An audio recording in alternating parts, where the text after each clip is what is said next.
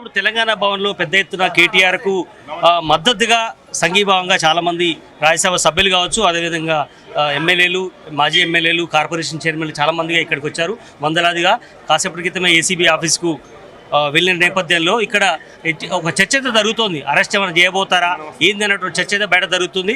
స్థానిక సంస్థల ఎన్నికలు కూడా ఉన్న నేపథ్యంలో నిజంగా అంతా రిస్క్ తీసుకోబోతుందా ఏంటి అనేది సీనియర్ పార్టీ నేత, అదేవిధంగా మాజీ ఎమ్మెల్యే కిషోర్ గారు ఉన్నారు. ఎట్లా చూస్తారండి ఏసీబీ ఆఫీస్కు వెళ్ళడాన్ని? తెలంగాణ ప్రజలందరూ చూస్తూనే ఉన్నారు.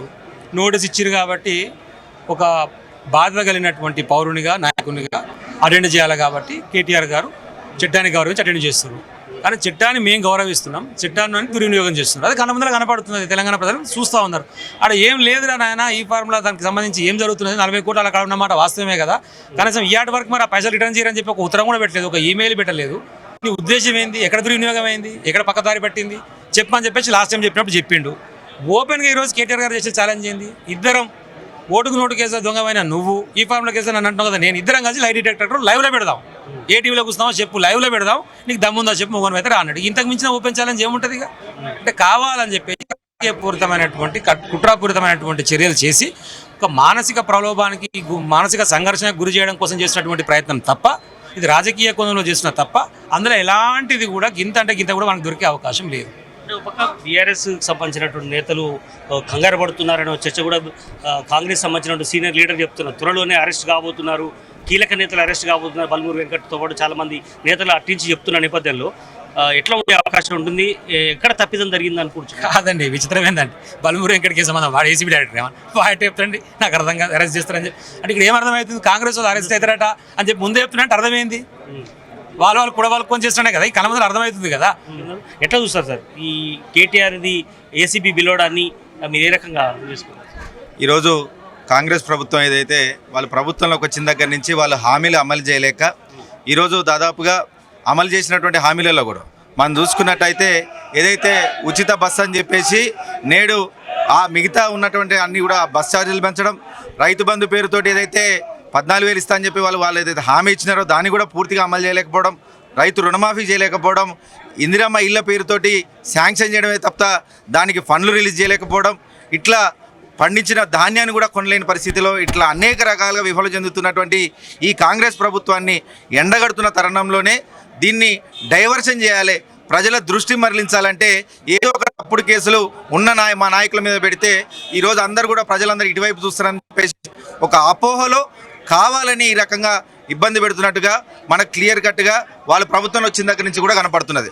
మనం చూసుకుంటే మొట్టమొదటిసారి మనం చెప్పినాం ఈ 50 కోట్లు ప్రభుత్వ బ్యాంకు నుంచే అక్కడ ఏదైతే సంస్థకు ఉన్నదో దానికి డైరెక్ట్, ఇప్పుడు వాళ్ళు అక్కడ స్టేట్మెంట్ తీపిచ్చినా కానీ అక్కడ పైసలు ఉంటాయి తప్ప అనవసరంగా దీని మీద రాద్ధాంతం చేయొద్దు.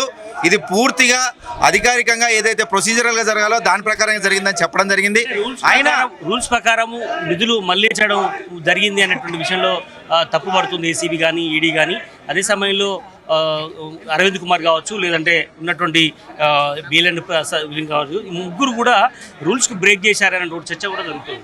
ఇప్పుడు అధికారికంగా వాళ్ళకి తెలిసి కూడా ప్రొసీజర్ ప్రకారంగా జరిగిందని తెలిసి కూడా కావాలని జనాలని పదే పదే తప్పు జరిగిందంటే జరుగుతుంది, అక్కడేదో జరిగిందని చెప్పేసి జనాలు నమ్మాలని గతంలో వాళ్ళు ఏదైతే బురద జల్లాలనుకున్నారో మా ప్రభుత్వం ఓడిపోకముందు వాళ్ళు అనుకునే నిజం జరిగినా కానీ నేడు ప్రజలందరూ గమనిస్తూనే ఉన్నారు.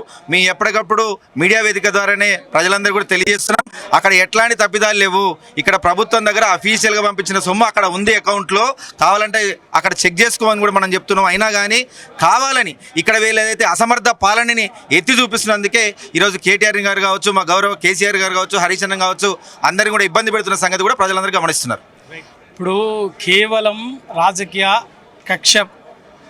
కక్షపూరితమైనటువంటిగా పనిగా చేయాలని అనుకుంటున్నారు. ఇంకా దానికి వాళ్లకు ఆయన కక్ష తీర్చుకోవాలనేటువంటి దుర్బుద్ధితో ఉన్నాడు కాబట్టి ఇక ఎన్నికలు ఏమి అక్కర్లే. ఏ కారణంగా అధికారంలోకి వచ్చిన మరుక్షణం నుంచి చేస్తున్న పని ఏంది? కేటీఆర్ గారిని కానీ, కేసీఆర్ గారు కానీ, హరీష్ రావు గారిని కానీ ఏదో ఒక రకంగా జైల్లో పెట్టాలి. ఎందుకు అంటే ఆయన 50 లక్షల నోట్ల కట్టలు దొరుకుతూ ఇదే ఏసీబీలో కేసు నమోదులు విచారణ ఎదుర్కొంటున్నాడు. ఆ విచారణ ఎదుర్కొంటున్నాడు కాబట్టి దాన్ని సేమ్ కక్షపూరితంగా అదే ఏసీబీ తోటి కేటీఆర్ గారి మీద పెట్టాలని తప్ప వేరేంకే లేదు. బరాబర్గా ఉంటుంది. ఒకటే ప్రజలకిచ్చిన 420 హామీలని, మోసపూరిత హామీలని అమలు చేయలేక ప్రభుత్వ వైఫల్యాలను ఎండగడుతున్నందుకు ప్రజల తరఫున, బాధితుల తరఫున అటు లగచర్ల కావచ్చు, దిలావర్పూర్ కావచ్చు, మొన్నటి ఉన్న పెద్ద ధన్వాడ కావచ్చు, జోగులాంబ జిల్లా ఏ మూసి బాధితులు కానీ హైడ్రా బాధితులు అందరి పక్షాన కేటీఆర్ గారు, టీఆర్ఎస్ పార్టీ నిలబడి కొట్లాడుతున్నది. కాబట్టి ఇవాళ కాంగ్రెసు, బీజేపీ 2 జాతీయ పార్టీలు ఒక్కటే కుట్రపూరితంగా టీఆర్ఎస్ని, కేటీఆర్ గారిని, హరీష్ రావు గారిని ఏదో ఒక రకంగా అప్రతిష్టపాలు చేయాలనేటువంటి ఒక దుర్మార్గమైనటువంటి రాజకీయ కుట్ర అందులో భాగమే తప్ప వేరే ఇంకేం లేదు.